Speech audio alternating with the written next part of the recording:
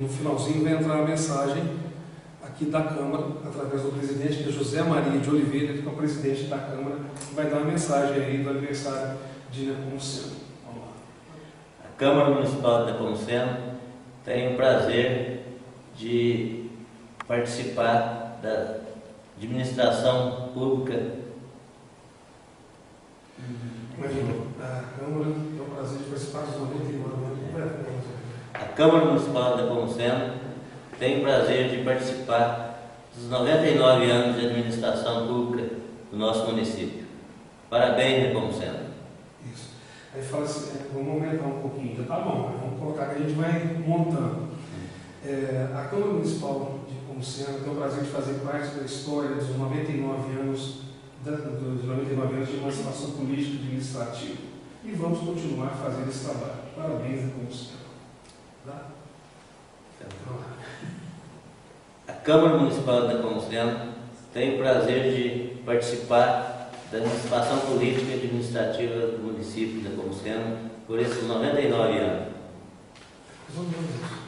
Agora Fala assim, mais ou menos isso aí, mas assim. não dá para montar, não? Dá, mas vamos fazer mais uma. Nada que no computador depois você não resolve. O Premiere lá.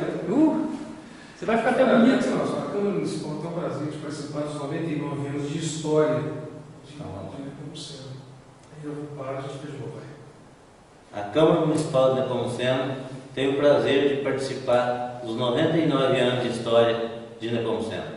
E vamos continuar trabalhando, vamos continuar com esse nosso trabalho, trabalhando para o progresso. Vamos continuar com esse nosso trabalho para o progresso de Nepomuceno. Parabéns, Nepomuceno. E vamos continuar com esse nosso trabalho para... E vamos continuar com esse nosso trabalho para o crescimento de Nepomuceno, da nossa cidade. Já me bananou tudo aí. Mas é assim, pode ir. Fala de novo. E vamos continuar com esse nosso trabalho em prol do crescimento da cidade. Parabéns, Nepomuceno. E vamos continuar com esse nosso trabalho em prol do crescimento de Nepomuceno. Parabéns, Nepomuceno.